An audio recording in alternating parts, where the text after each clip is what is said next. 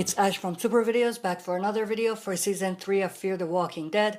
This is gonna be my promo breakdown for the San Diego Comic-Con trailer for the second half of Season 3 of Fear the Walking Dead.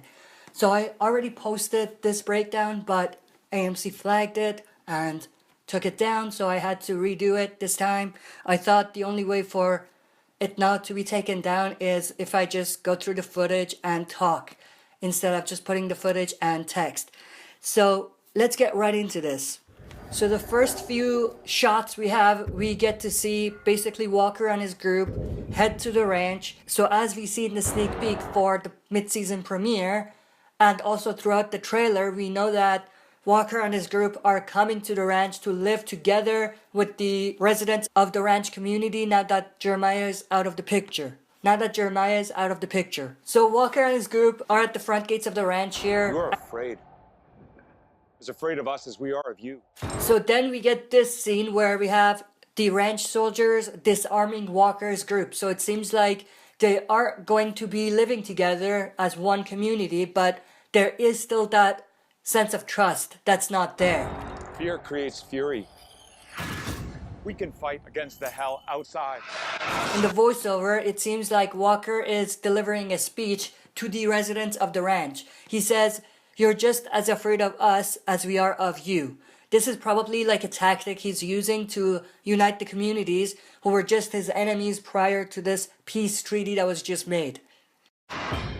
Give that our fear. Then we get another part of the same speech given by Walker. He says, "Fear creates fury.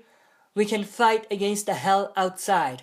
It seems like he's actually trying to unite them to fight the hell outside or the dead rather than each other. So it's part of the same tactic he's using to unite the communities. He continues to say, "Give that our fear." So in other words, the dead are the ones that we should be afraid of.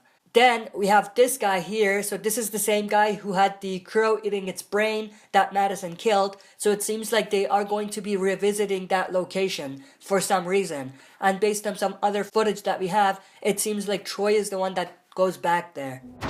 We share our supplies. In a generation, we can be whole. We also have a speech from Jake. He says, "We share our supplies, and in generations, we can be whole." So this is more or less following the same speech that Walker gave. And they're trying to get each other to share their supplies and work together instead of fighting each other.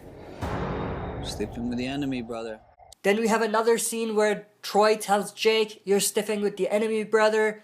Troy is most likely not fond of the enemy entering their territory, and he still has some animosity towards Walker and his group, even though there is this sort of peace treaty that's been created. I'm not standing down. So then here, I think this is Troy saying, "I'm not standing down," which is self-explanatory, and it goes back to what he was telling Jake just a few seconds ago. And it seems like this is actually Troy sitting in the same exact spot as the man with the crow eating its brain. So he probably threw him off the balcony there and took his spot or something, but it looks like it's the exact same location. Are you prepared to handle him? If it comes to that. Then we have Walker saying, "Are you prepared to handle him?" Probably referring to Troy. And then we have Madison replying, "If it comes to that." One thing I want to mention here, I don't want to see Madison be very confident, because we don't want another scenario where we have something like Rick underestimating Negan. It's already been done, so I hope that they don't go that route and they come up with some new storyline. There's only about 6 weeks worth of water left. If things go sideways, you need to be ready. Seems like there will be some sort of shortage of water, and Madison and the others will be ready for any sort of conflict that may rise, internal, external, or from Walker's group himself. Now, although I think that it's clever for the way they integrated the shortage of water into the storyline, and I'll talk about that a bit later when we get to that portion of the trailer, but this kind of internal conflict that they created is something that's already been done. It was already done in Fear itself in the first half, so I don't think that it's a great idea to recycle material like that, but we're gonna have to see whether it's actually the same sort of thing or if it has its own kind of unique components so that it doesn't feel recycled. And so, as anticipated by Madison, things do become chaotic and, there is some sort of internal struggle and someone fires a warning shot. It's probably Troy because in a later sequence, we do see that Troy is firing a shot, but in a different spot, but the gun looks the same and the way it's shot, it looks the exact same. So that leads me to think that this is actually Troy. Then we have what looks like Nick and this guy just about to come to blows. Seems like this guy is one of the members of Walker's group, and it seems like there's some sort of tension between Nick and this guy. We have Ophelia in the back as well.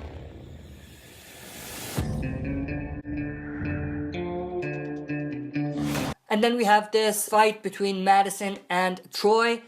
This is very interesting because I didn't think that they would go back to the tension between Madison and Troy, but it seems like they are actually going back to that. But it's very weird because throughout the trailer we have Troy trying to kill them and then trying to save them at the same time, both Madison and Nick. So it's very interesting and confusing the way it's playing out. So I don't quite understand whether Troy is now with them or trying to get rid of them. So it's going to be interesting to see how that comes about and what actually happens there.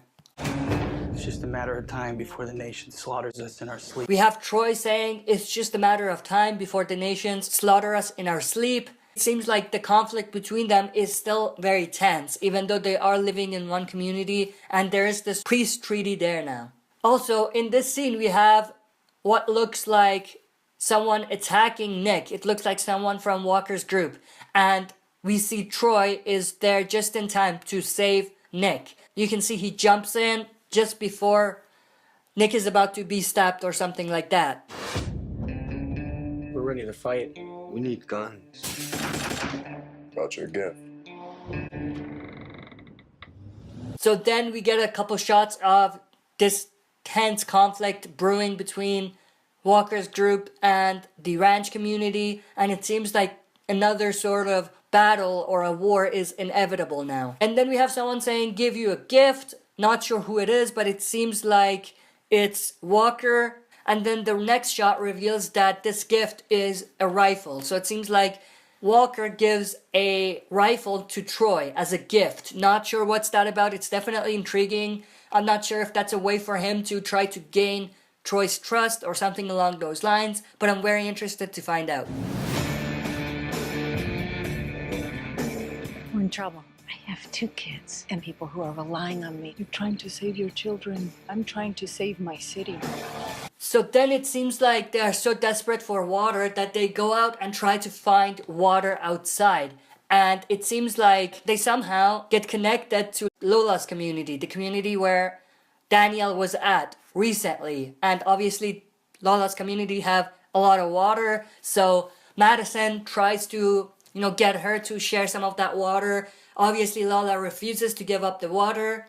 And what we know is that Madison also reunites with Danielle. So this is most likely after Danielle is reunited with Madison, and Danielle most likely takes Madison and the others to that community for them to get the water.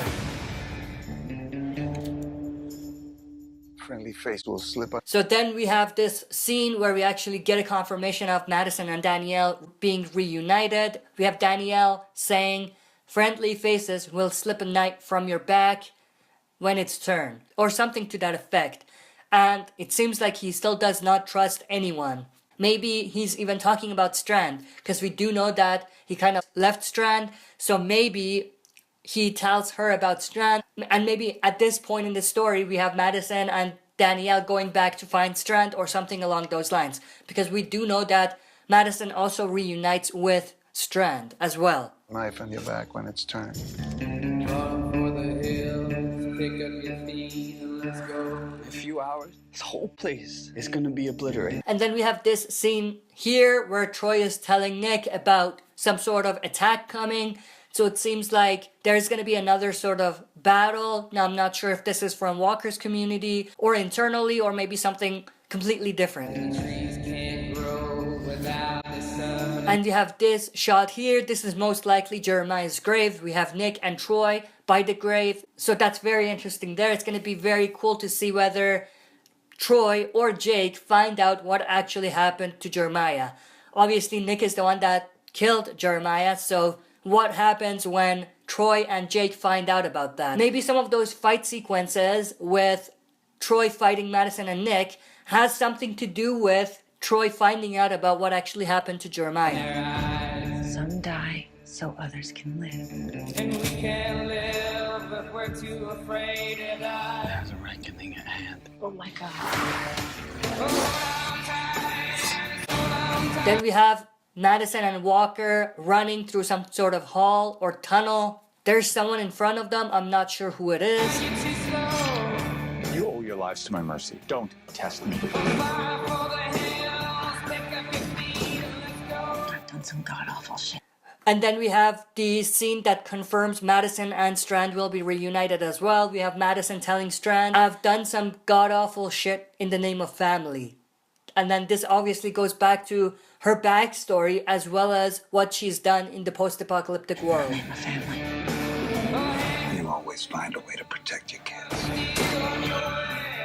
You lied to me, and there are consequences. We have Walker telling Madison, you lied to me and there are consequences.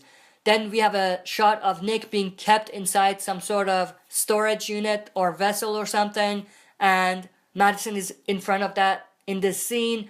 This may also be related to what Walker said about him lying to them and, you know, maybe the conflict that is brewing between the communities. We have Troy just about to be shot and then Nick saves him. So this goes back to what I was saying about Troy trying to kill Nick and then Nick trying to save him, Nick trying to kill Troy, Troy trying to save him, same thing with Madison. So it's very interesting to see what that's all about and how it all comes together. This shot where we see someone is getting bit. We have Troy here again trying to shoot Nick. And then we have this shot. I'm not sure who these people are. They seem like new people, so maybe this is a side story or something. It's going to be very interesting to see how they're integrated into the story. Now, overall, I did enjoy the trailer. I think it revealed a little too much, but I hope that the second half of this season is even better than the first half. But that's it for this video. See you next time for another super video.